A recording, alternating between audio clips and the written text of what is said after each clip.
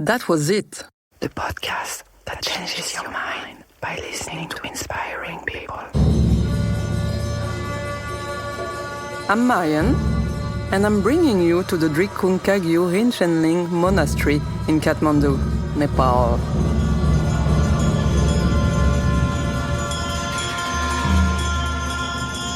From October to December 2024, over 1,500 monks, nuns, and practitioners from all over the world gathered for something extraordinary.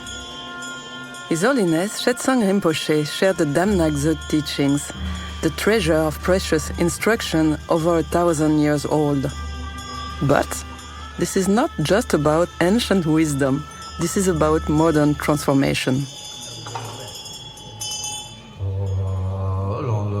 Today, I'm delighted to introduce you to Genyen Jamyangling, the former deputy to the Dalai Lama, whose deep devotion to Guru Rinpoche has guided her journey. Let's discover her "that was it" moment.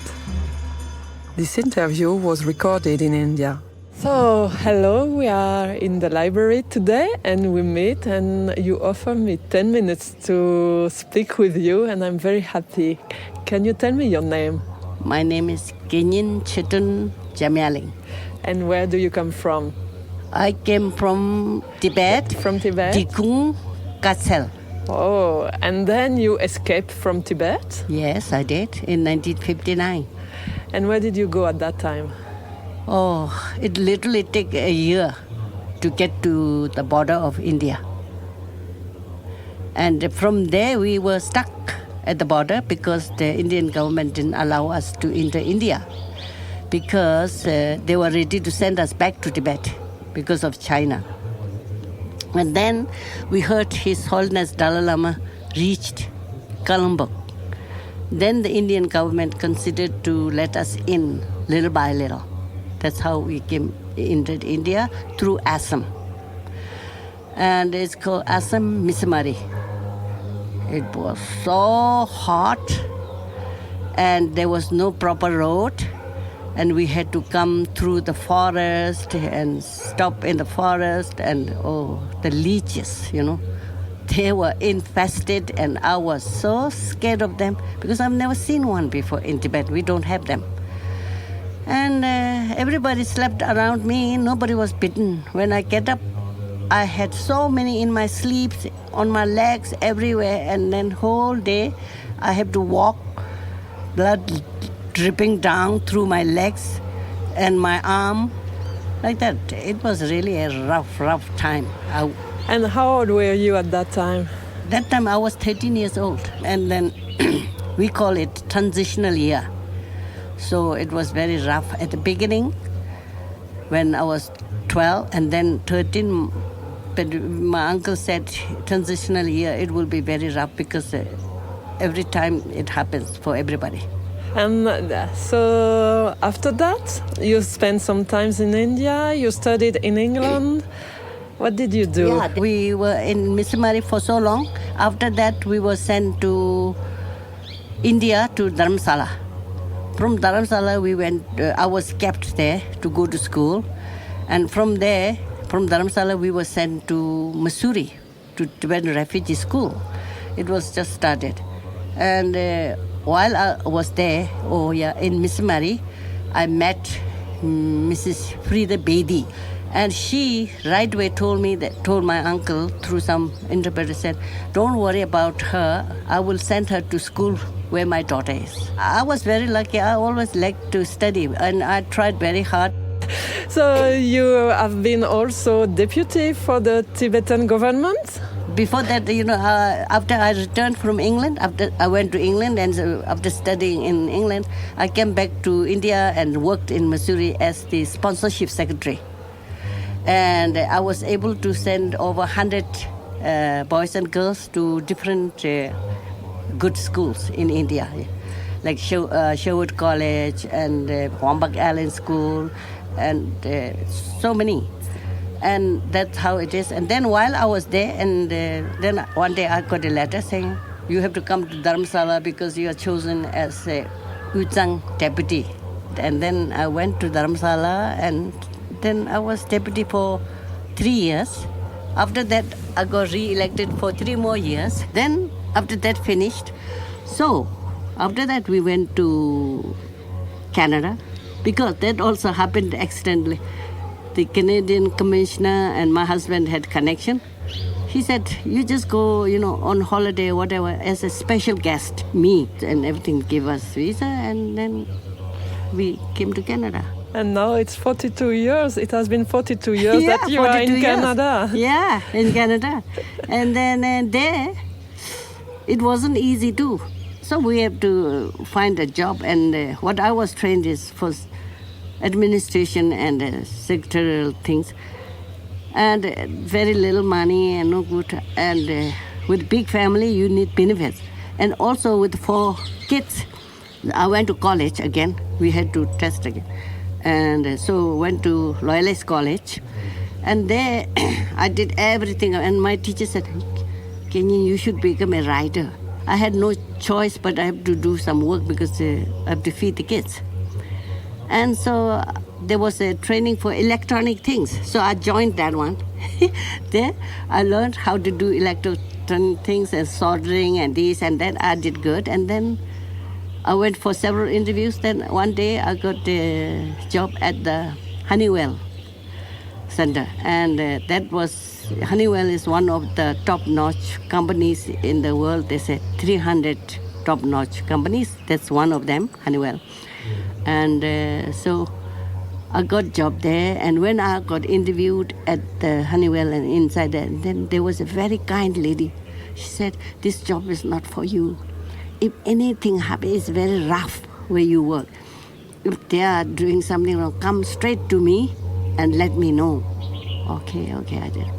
Like she said, it was rough. But I can't run to her all the time like a kid. So I tried to take it in and bear, but I always thought like, I'm here for a reason in this place. Because I was looking back, I was born in this sort of family. Then China took that, and then now I worked in India, and I was offered job there, but still I came to Canada because of the kids' education. Now I landed up in this place, so I have a job here, and I will do it, whatever it is. And then there are lots of discrimination, and so many things happened, And I was nearly killed 3 times in that place because they didn't like me. I was working hard, they didn't like me, but I continued, and always I knew how to engineer myself into life, and I did that. And then afterwards, I won over all those rough people. Then they all say, some got very sick, and after being sick for so long, they come back and say, sorry, I have been very bad to you, and this and that, several of them.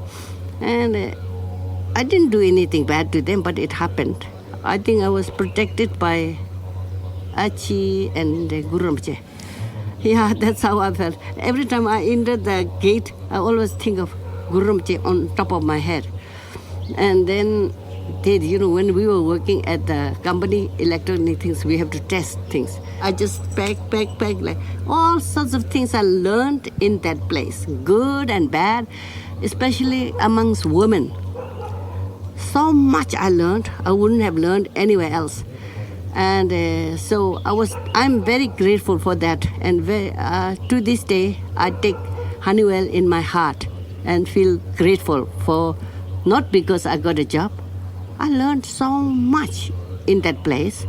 And also, they say, if you worked in that sort of company online, you have feed everything, keep up everything, and also in the trading place, then you have done all your 12-year or 13 years retreat. You passed. So I think I passed. And so in the end, I had to leave Honeywell because of going to Tibet. And now you have been in Nepal for Dam Ngak Dzo? Yeah. This year, my husband and I decided to come on pilgrimage. So my main focus was to go to Tahu Merateka and Patutaktsang. Why? Because Guru Rinpoche, when I was, I think, 16, I have met Guru Rinpoche in person. Since then, I have nothing but anything good, bad happens, always Guru Rinpoche comes in front of my eyes. And I knew he will take care of me, and he did, all the time. And like that, so I told my husband, to these two places, before I die, I must go. So he said, oh yeah, he wasn't that willing. I said, if you want to come with me, you can't complain. I have to do it. So he promised me, he did. And then we came to Nepal, went to Tavu Meriteka, and had a great time, did everything in detail. And I was happy. And then all the way, in Nepal, we did all the pilgrimages. And that was great. And then we went to Bhutan. And Bhutan was my real goal, Then I went to Pataksa because one of my gurus was His Holiness Tunje Rinpoche's son, His Holiness Tungse Tile Nobu Rinpoche. And Rinpoche was a living Guru Toji Tolo. And 100% I know it. At his place in New York, I have met whole Guru Rinpoche, especially Tungse Rinpoche was Guru Toji Tolo. And so that time, this year I had a calling. I have to go to Pataksa, have to, pay my respect to Guru Toji Tolo. Then we went. And all the way, I was so happy climbing these things. I never felt anything was hard or difficult. There we spent lots of time. Look at every mountain and rock, I saw different images, especially Guru Rinpoche in different forms. And Tara and Abji and Yudoma, all sorts, Then we went up there, and when we walked into Guru Toji Tolo's temple, I just lost, I felt it's like a human being, you and me, met after a long time, giving hug, and then I fell down. There were 3 gigantic Guru Toji Tolo. And then I was so overwhelmed with feeling gratefulness, have this opportunity to meet them in person. Felt so grateful. And then I was there for a long time, I don't remember. And after that, I felt I was lifted. That happened, then I made offerings, prayed for everybody, for the world especially, throughout the world. And if I die on the spot, I know where I'll go. I'll go to Guru Rinpoche's Pure Land. And like that sort of confidence, on the whole, I prayed. That's all I can say. Dear Mario, thank you for it. It's very good. Thank you very much. That was a very good pleasure to meeting you. Me too. And have a good day. Yeah, same to you. Thank you. Thank you for interviewing me. That was